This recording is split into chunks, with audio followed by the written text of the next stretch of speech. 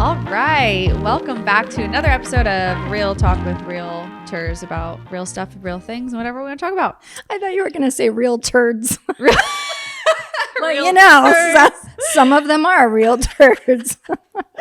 Oh my gosh. Well, maybe that's our new podcast Yeah. name. Yeah. Just kidding. Okay. Today we have a very enticing topic of conversation. I think it's all about AI. So AI is obviously the biggest emerging tech in the world right now. Mm-hmm. It's going to change lives, and everybody's trying to think of how it's going to change lives and get ahead of it, right? And like, how can we be the first to utilize AI in our business? And every single business is looking at it saying, how is this going to affect us? How is this going to shake up my industry? What jobs are going to be taken by AI, or what jobs, I don't know, will not be taken by AI? Like, what kind of human component is there that can't be replaced by AI?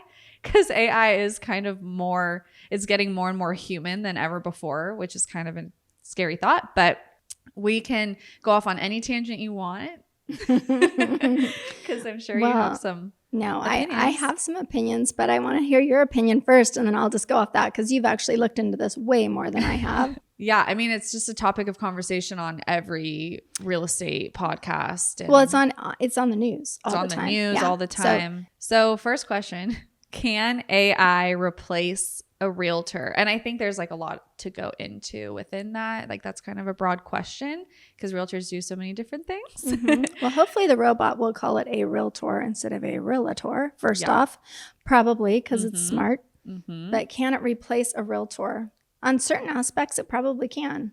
Yep. Certain tasks, it probably can. It can probably automatically sign contract or send out contracts to be signed. Mm-hmm. It can probably do like the paperwork part of it. Yep.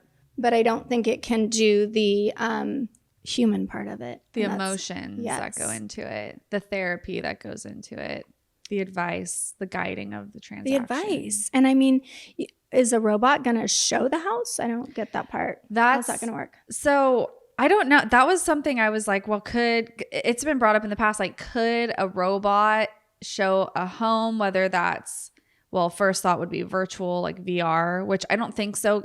You and I would get car sick if we tried to do VR. Right. And you just can't, you got to feel it. Be in there. You got to smell it. Yeah. But I mean, if I were a consumer and not a realtor, I might be enticed by the idea of going alone to a home. So maybe there's some way that somebody could go securely instead of bringing their agent with them. Like, there's obviously benefits to bringing your agent with you. And as an agent, I want to be at the showing. But when I was buying my own home and I didn't have to bring someone else, like bring an agent with me, I was kind of like, this is nice. I can hang out. My husband, I could talk. So what is that? You have to go through some kind of a security check, and then like you do your fingerprint, and then they run a background check on you to make sure that you're not going to rob the place. And then if that works, I mean, it's possible. Yeah, and we'd have to figure out a way to open the door, because you couldn't get a key. Like, they couldn't give somebody a key. So I don't know what that looks like. It would just be like a lockbox or like it'd have to be like a door pad code. But I think we're going to get more advanced than that. I'm not imaginative enough for this, but I think I could get there. Yeah. To the point where agents aren't the ones showing the homes anymore. Okay. All right. Number next. As Mark Crisco would say, number next. Can AI value real estate? I don't think so. I think that they've already tried that. We have tons of online estimates. And at the end of the day, like you said, AI cannot go into a home. They can't smell it. They can't feel it. They don't know the feel of the neighborhood or just the different like nuances of each part of the city. They don't know. 100%, because you can have, this is why I say agents should work in their own area even, because you don't know if you're next to one subdivision's next to a subdivision that's built by a completely different builder and it has a completely different vibe and the values are very different. There's a lot of that here in Chico. So I'm in them paradise, you've got some mobile homes next to some stick-built homes. And there's a difference in that. I mean, I'm sure that they could come close, and I do think that Zillow comes close in some cases, but no, I think you need the history and the knowledge. I don't know. Yeah, the history too. And I mean, until they create a robot that's actually going into these houses with a sense of smell, like, I don't know. I don't see that happening. They might try to do AI evaluations. Like, I think I could see them improving upon them a little bit.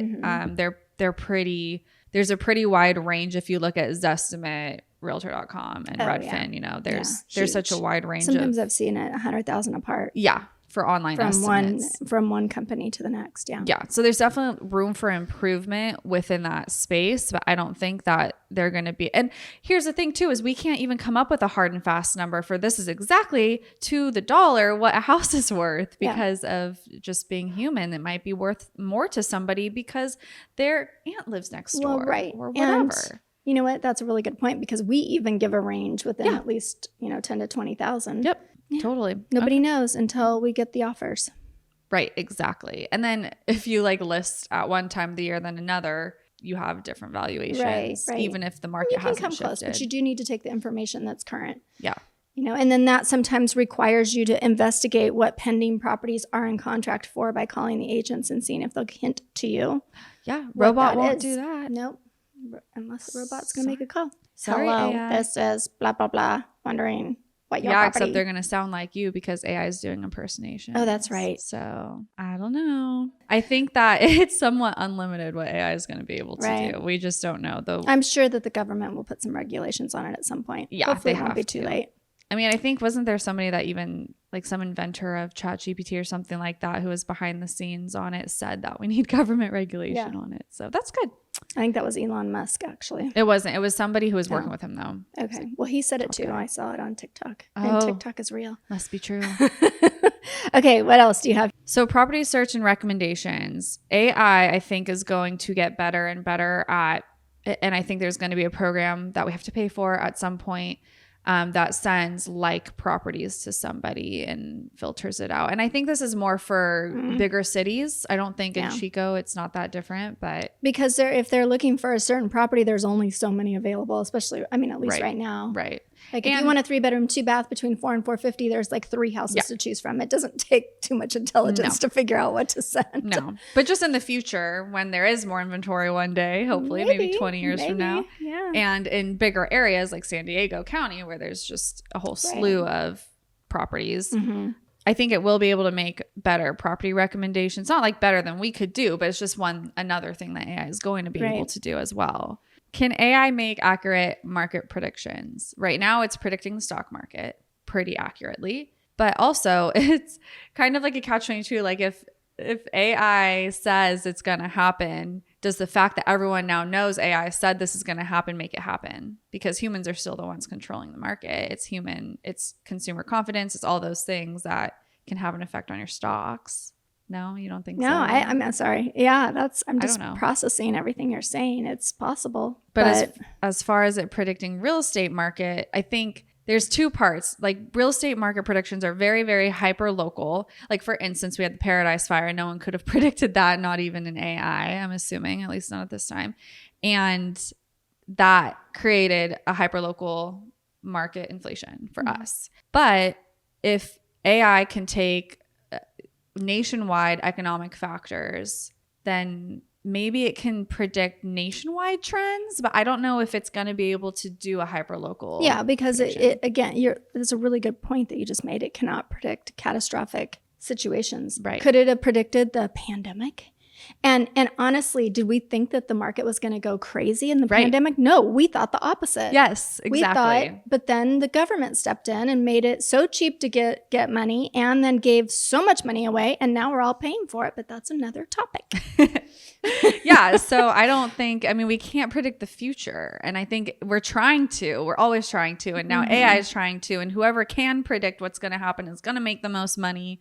But I just don't, we can't predict catastrophic events. And we've had quite a few of those in the last couple of years. True. Which have greatly affected our market. Can AI detect fraud detection? What do you mean by that? Is AI going to be able to detect fraud better in the future than we have right now?